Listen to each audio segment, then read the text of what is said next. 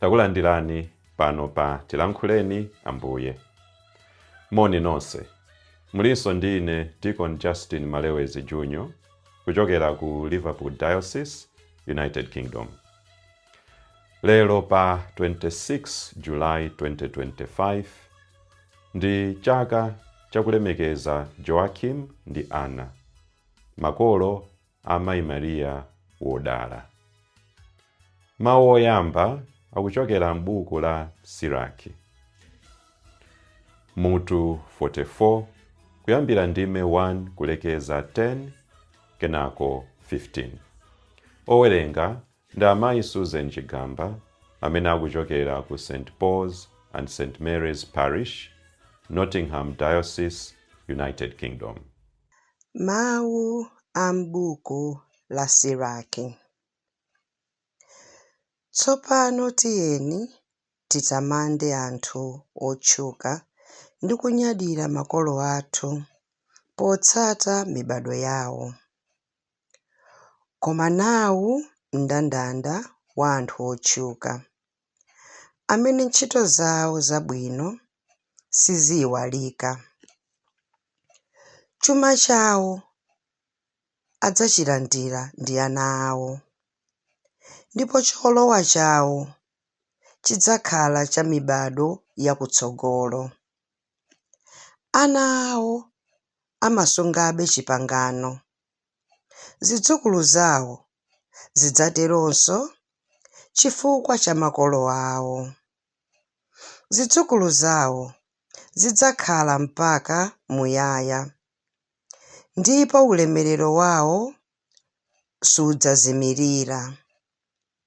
Misembo yawo adayiyika mwamtendere, koma mbiri yawo idzakhala mpaka muyaya. Mitundu ya anthu idzalalika nzeru za anthu amenewa, ndipo anthu a Mulungu adzayimba nyimbo zowatamanda. Mawu a Ambuye. Tithokoze Mulungu. Ambuye akhale nanu. Akhalenso ndi mzimu wanu. Mawu a mthenga wabwino monga adalembera Mateyu oyera. Ulemu kwa inu Ambuye. Mateyu mutu 13 kuyambira ndime ya 16 kulekeza 17.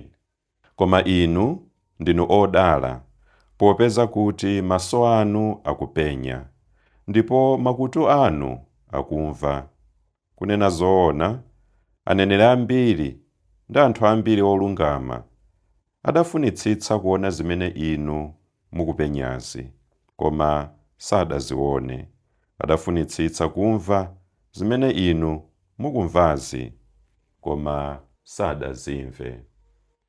Mthenga wa Ambuye. Ulemu kwa inu Ambuye Yesu Kristo. Mu chaka cha 2017 tinapita ku malo oyera ku Israel.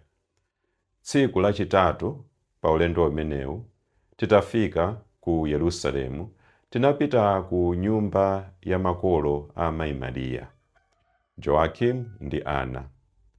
Panopa adamangapo tchalitchi lalikulu limene anthu akamayimba mtchalichimo mawu awo amamveka bwino zedi.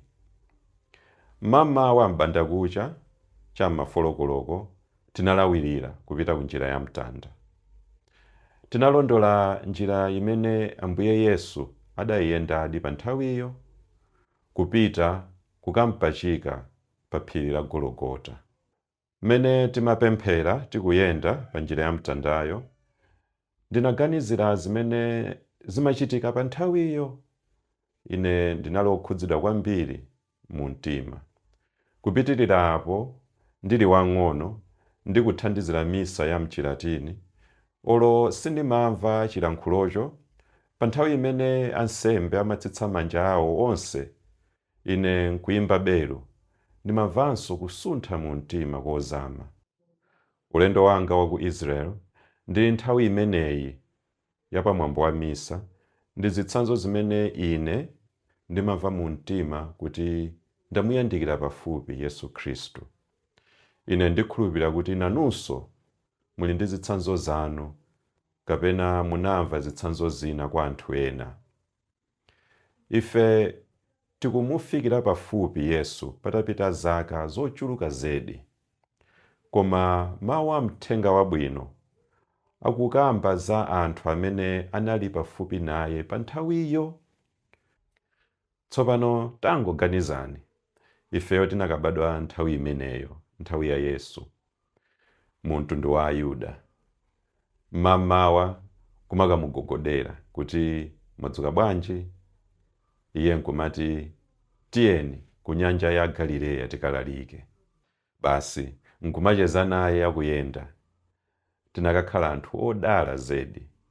Yesu akulankhula ndi anthu a nthawi imeneyo, akuwauza kuti iwowo ndi odala, pakuti anabadwa pa nthawi imeneyi imene anthu ake adamuona ndithu iyeyo ndi maso awo.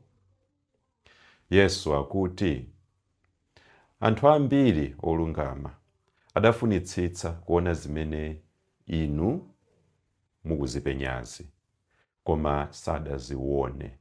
Adafunitsitsa kumva zimene inu mukumvazi, koma sadazimve.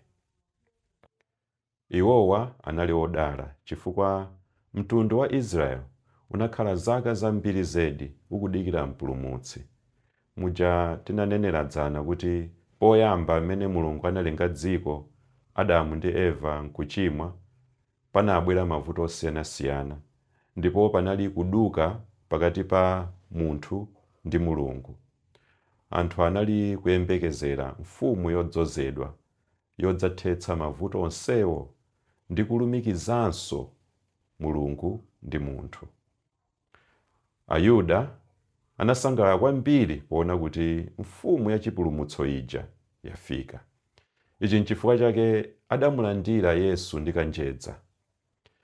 Ichinso nchifukwa chake Yesu akunena kuti iwo ndi odala pakuti ayiona ndi maso mfumu yachipulumutso imene anayidikira pa nthawi yayitali zedi. Koma pa uthengawo Yesu akugwiritsira ntchito mawu awa: kuona ndi kupenya. Yesu akuti koma inu ndinu odala popeza kuti maso anu akupenya. Kutanthauza kuti onse amene adabadwa pa nthawi imeneyi ndi kumupenya Yesu ndi odala.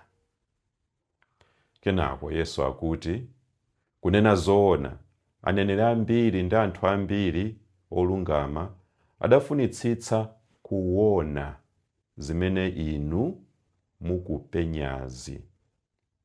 Kuona ndi kupenya ndi zinthu ziwiri zosiyana. Mwana wakhanda akatsekula maso ake amapenya, koma palibe chimene amachizindikira.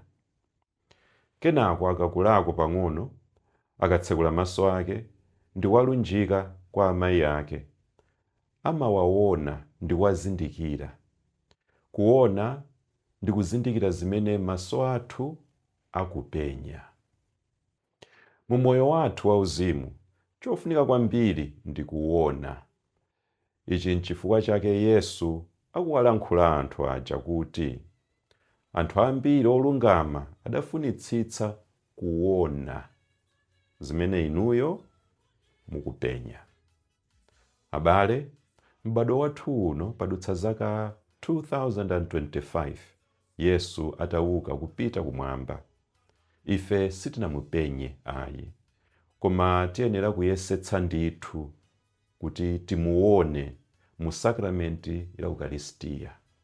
Tikamalandira Ukaristiya, tiyeni tikhale ndi chikhulupiriro chozama kuti amene tikumulandirayo ndithudi ndi Yesu Khristu mpulumutsi wathu. Tiyeni timuone Yesu mu sakramenti la Ukaristiya. Dzina la Atate ndi la Mwana ndi la Mzimu Woyera. Amen.